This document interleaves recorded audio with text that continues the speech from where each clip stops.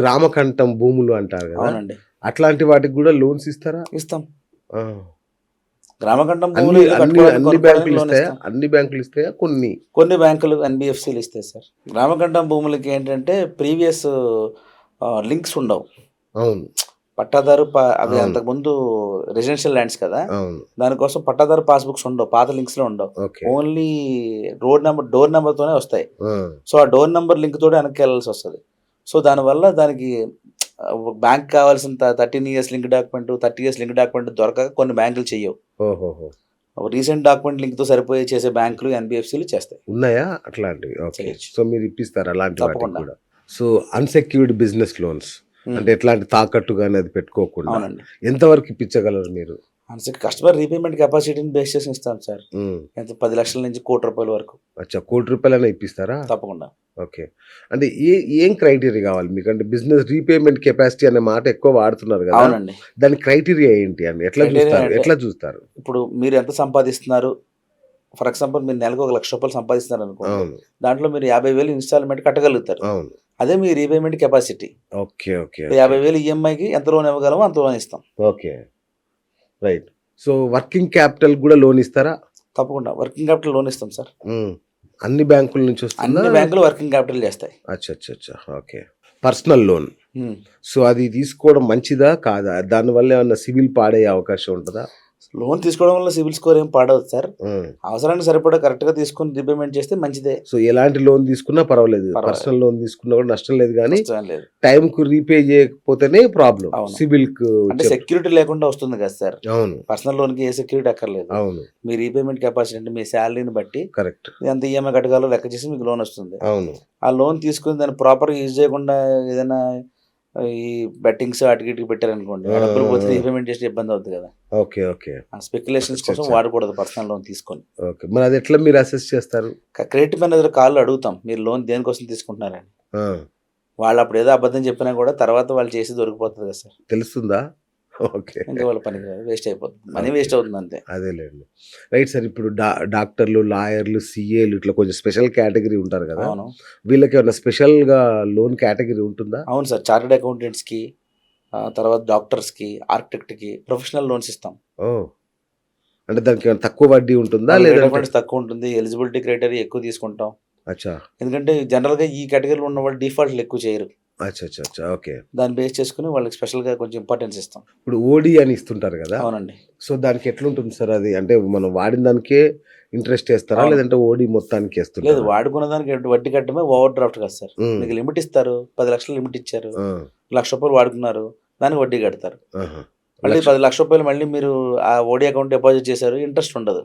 Okay ఎంత వాడుకుంటే దానికే వడ్డీ. Okay right. అసలు ఆ ఫెసిలిటీ కోసమే ఓవర్ డ్రాఫ్ట్ ఫెసిలిటీ ఉంటుంది. Okay okay. ఎంత లక్ష తీసుకుంటే లక్షే, ఎంత వాడుకుంటే 10 లక్షలు ఇచ్చారని 10 లిమిట్ లక్షలకి ఎంత తీసుకున్నా లిమిట్ కి మాత్రం ఉండదు వడ్డీ వేయరు. ఉండదు. రైట్. సో ఓవర్సీస్ ఎడ్యుకేషన్ కోసం తల్లిదండ్రులు అవునండి. చాలా కష్టపడుతున్నారు. అవునండి. సో ఆ లోన్స్ ఎట్లా ఇస్తారు సార్? అది ఇప్పుడు అన్ని పబ్లిక్ సెక్టర్ బ్యాంకులు, ప్రైవేట్ సెక్టర్ బ్యాంకులు, దాంతోపాటు కొన్ని ఎన్బిఎఫ్సిలు కూడా ఎక్స్క్లూజివ్గా ఎడ్యుకేషన్ లోన్స్ ఇస్తున్నాయి సార్. ఓకే. ఇప్పుడు పిల్లలు పీజీ చేయడానికి ఇక్కడ అవును. డిగ్రీ కంప్లీట్ చేసుకుని పోస్ట్ గ్రాడ్యుయేషన్ కంప్లీట్ చేయడానికి ఫారిన్ కంట్రీస్ వెళ్తారు. అవును అక్కడ వాళ్ళు ఏ కోర్స్ చేస్తున్నారు, ఏ యూనివర్సిటీకి వెళ్తున్నారు, దాన్ని బేస్ చేసుకుని వీళ్ళకి లోన్స్ ఇస్తారు.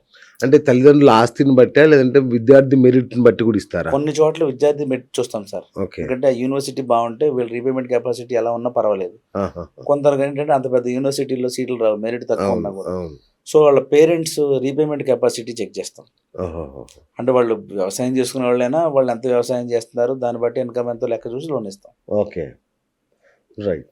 సో మరి పోనీ ఇండియాలో చదివే పేద విద్యార్థులు ఉంటారు, ఇండియాలోనే ఒకడే డొమెస్టిక్ కోర్సెస్ లోకల్ కూడా లోన్స్ ఇస్తున్నాం. అన్ని ఫారెన్ కోసమే కదా ఎడ్యుకేషన్ లోన్స్. వాళ్ళకి ఎట్లా ఉంటుంది క్రైటీరియా? వాళ్ళు కూడా ఎక్కడ యూనివర్సిటీ ఎక్కడ ప్రతిభావంతులైన విద్యార్థులకి అలాగనే లేదు సార్. ప్రతిభావంతులు కాకపోతే అక్కడ వరకు చదవరు కదా. ఓకే. ఇప్పుడు పీజీకి వెళ్తున్నారు లేదా ఎంబీబీఎస్ చేయడానికి వెళ్తున్నారు, వాళ్ళకి సీట్ వచ్చింది, వాళ్ళు కోర్స్ కంప్లీట్ అయిపోయిన తర్వాత జాబ్ వస్తుంది, అవును దాని నుంచి కదా రీపేమెంట్. అవును అట్లా ఇస్తాం. సో అంటే షూరిటీ లేకుండా ఇస్తారా వాళ్ళకి కూడా? షూరిటీ అక్కర్లేదు సార్, అన్నిటికీ ఎడ్యుకేషన్ లోన్ కి పెద్ద షూరిటీలు కొన్నిసార్లు తీసుకుంటాం సార్. అంటే వాళ్ళకి రీపేమెంట్ కెపాసిటీ బాగాలేదు, లేదా సివిల్ ఇష్యూస్ ఏమైనా ఉన్నాయి, అంటే వాళ్ళ పేరెంట్స్ కానీ సివిల్ ఇష్యూస్ ఉన్నాయి, అప్పుడు షూరిటీ పెడతాం. అచ్చా. లేదా చిన్న కోర్స్ చేస్తారు, అంటే దాని మీద ఫ్యూచర్ మీద పెద్ద హోప్ లేదు, ఈ కోర్స్ చేసినట్టు జాబ్ వస్తుందని, అలాంటి వాటికి షూరిటీ పెడతారు. ఓకే. ఇది చేస్తే వాళ్ళ లైఫ్ డోకా లేదు అంటే మాత్రం షూరిటీలు పెద్దగా అక్కర్లేదు. అడగారు. ఓకే. అడగకుండా కూడా లోన్ ఇస్తారు. అవును. సో కార్ లోన్ విషయానికి వస్తే, సో షోరూమ్ వాళ్ళు కూడా లోన్స్ ఇస్తుంటారు, అవునండి. బయట వాళ్ళు బ్యాంకులు కూడా కూడా loan ఇస్తుంటారు. ఏది బెటర్? దేనికి వడ్డీ రేటు తక్కువ ఉంటుంది? కొత్త కార్స్కి అన్నిటికీ తక్కువ రేటే ఉంటుంది సార్ జనరల్గా. అచ్చా. యూజ్డ్ కార్కి కొంచెం రేట్ ఆఫ్ ఇంట్రెస్ట్ ఎక్కువ ఉంటుంది. ఓకే. చాలా ఎక్కువ ఉన్నట్టుంది అండి. 18, 19 దాకా కూడా వెళ్తున్నట్టుంది. అవును.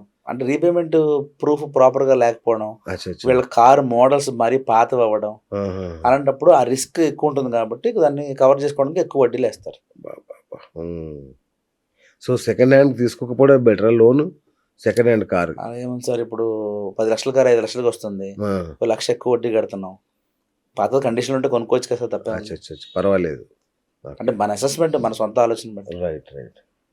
సో సో సెకండ్ హ్యాండ్ కార్లకు కూడా లోన్ ఉంటుంది, కానీ ఉంటుంది. మీరు అన్నట్టుగా వడ్డీ రేట్ చాలా ఎక్కువ ఉంటుంది. కొంచెం ఎక్కువ ఉంటుంది. సెకండ్ హ్యాండ్ అయినంత మాత్రం వడ్డీ ఎక్కువ ఉంటుందని కాదు సార్, రీపేమెంట్ కెపాసిటీని బట్టి కూడా. అచ్చా అచ్చా అచ్చా. ఓకే. చాలా వరకు బాగా పాత కార్లు అయినా కూడా దాని లైఫ్ అయిపోతుంది అనుకోండి, అప్పుడు కూడా కొంచెం వడ్డీ ఎక్కువ ఉంటుంది. అచ్చా. నేను చూశాను సార్, చాలా వరకు సెకండ్ హ్యాండ్ వాటికి ఈ యాక్సిస్ బ్యాంకులు, ఐసి ఇట్లాంటివి ఇవ్వవు. అంటే కొంచెం ఈ ఫైనాన్షియల్ ఇన్స్టిట్యూషన్స్ ఉంటాయి కదా, అవి వాటి నుంచే ఎక్కువ లోన్స్ ఇప్పిస్తూ ఉంటారు వీళ్ళు. అవును. అంటే ఇక్కడ లాలుచి పడుతుంటారా వీళ్ళు? లాలుచి అని కాదు సార్, ఇప్పుడు బ్యాంకులు అన్నీ కూడా యూజ్డ్ కార్కి లోన్స్ ఇస్తున్నాయి. కస్టమర్ రీపేమెంట్ సోర్స్ ప్రాపర్గా లేకపోతే బ్యాంకులు ఇవ్వవు. Okay okay okay. ఎన్బిఎఫ్సీలు ఇస్తాయి. ఎన్బిఎఫ్సీస్ కొంచెం ఎక్కువ రిస్క్ తీసుకుని, ఆ ఎక్కువ రిస్క్ తీసుకున్నందుకు అడ్వాంటేజ్ కొంచెం ఎక్కువ వడ్డీ పెట్టి ఇస్తాయి అనమాట అచ్చా. ఫైనాన్స్ కంపెనీలు. అదే అంటున్నా మనం. శ్రీరామ్, అలాంటి చోళమండలం ఇట్లాంటి దగ్గర కొంచెం వడ్డీ ఎక్కువ ఉంటుంది, కానీ ఖచ్చితంగా లోన్ ఇస్తారు. అవసరమైనప్పుడు ఎలాగైనా దొరకాలి కదా. తప్పదు. ఓకే. ₹1 వడ్డీకైనా మనకి ₹1 ఎక్కువ వడ్డీ అయినా అవును, లోన్ అంటూ దొరికితే ప్రాపర్ కొనుక్కుంటారు కదా కారు. అవును అవును.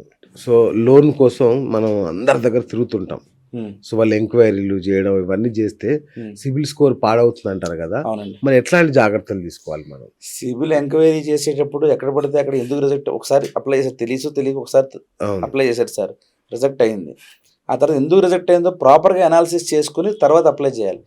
ఒక బ్యాంక్ రిజెక్ట్ చేస్తే ఇంకొక బ్యాంక్ లోన్ ఇస్తుంది అనుకుని అన్ని బ్యాంకులు తిరిగితే అన్ని చోట్ల ఎంక్వైరీ పడిపోతుంది, సిబిల్లో ఎంక్వైరీ పడుతుంది. నెంబర్ ఆఫ్ ఎంక్వైరీస్ బట్టి స్కోర్ పాయింట్స్ తగ్గిపోతాయి. దాంతోపాటు బ్యాంక్ అండర్ రైటింగ్ చేసేటప్పుడు, అంటే లోన్ ప్రాసెస్ చేసేటప్పుడు కస్టమర్ సిబిల్ ఎంక్వైరీస్ కూడా కన్సిడర్ చేస్తుంది bank.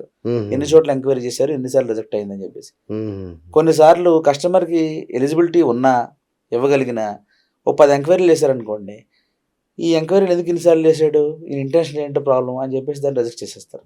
Only because of enquiries కూడా కొన్నిసార్లు రిజెక్ట్ అవుతాయి ఫైల్స్. ఎంక్వైరీస్ కూడా అంత ప్రాబ్లమా? Okay right. అసలు ఈ ఫైనాన్షియల్ కన్సల్టెన్సీ అంటే మీ ద్వారా వెళ్ళడం అనేది అయితే ఉందో అది ఎందుకు అవసరం? అంటే డైరెక్ట్గా వెళ్ళాలనుకున్న, మీ ద్వారా వెళ్ళాలనుకున్న ప్రధానమైన తేడాలు ఏంటి అసలు? డైరెక్ట్గా వెళ్తారు సార్, చాలా మందికి లోన్ వస్తుంది. మనతో వెళ్ళడం వల్ల ఏమంటే వాళ్ళకి బ్యాంక్కి వీళ్ళ ఫైల్ని ఎలా ప్రజెంట్ చేయాలో తెలియకపోతే మేము ప్రజెంట్ చేస్తాం. ప్రాపర్ డాక్యుమెంటేషన్ అంతా పెట్టి ఇట్లా అప్లై చేస్తే మీకు లోన్ వస్తుంది అని చెప్పేసి చెప్తాం అంతే. అండ్ ఇంకోటి ఏంటంటే మా దగ్గర కంపారిజన్ ఎక్కువ దొరుకుతుంది sir. For example personal loan తీసుకోవాలనుకున్నారు, ఆయన సమ్ ఎక్స్ బ్యాంక్కి వెళ్ళాడు, అక్కడ వడ్డీ ఎంతో చెప్తారు, తీసుకుంటాడు, కానీ ఇంకొక బ్యాంకులో ఎంత ఉంది అని తెలియదు. 10 బ్యాంకులు తిరిగి దీంట్లో బెస్ట్ ఫీచర్ ఏంటో సెలెక్ట్ చేసుకుని లోన్ అప్లై చేయాలంటే ఎంత టైం వేస్ట్ అవుతుందండి. కరెక్ట్. సో మాలాంటి కన్సల్టెంట్ వచ్చారనుకోండి, మేము రోజు అదే పని చేస్తుంటాం కాబట్టి 10 బ్యాంకులకు సంబంధించిన రేట్ ఆఫ్ ఇంట్రెస్ట్లు, ప్రాసెసింగ్ ఫీజులు, ప్రీపేమెంట్ ఛార్జెస్, తర్వాత దానికి రీపేమెంట్ చేసేటప్పుడు ఏం బెనిఫిట్స్ వస్తాయి అన్నీ ఎక్స్ప్లెయిన్ చేస్తాం. ఆయన అవసరం ఎలాంటో తెలియదు కదా, కొంత షార్ట్ టర్మ్ రిక్వైర్మెంట్, కొంతమంది లాంగ్ టర్మ్ రిక్వైర్మెంట్ తీసుకుంటారు. సో దాంట్లో ఏది ఫిట్ అవుతుందో సెలెక్ట్ చేసుకుని అది తీసుకుంటాడు. ఆ సెలెక్షన్ చేసుకోవాలన్నా కూడా కంపారిజన్ చేయాలి కదా ఫస్ట్. కరెక్ట్. ఆ కంపారిజన్ మా దగ్గర ఈజీగా అవుతుంది.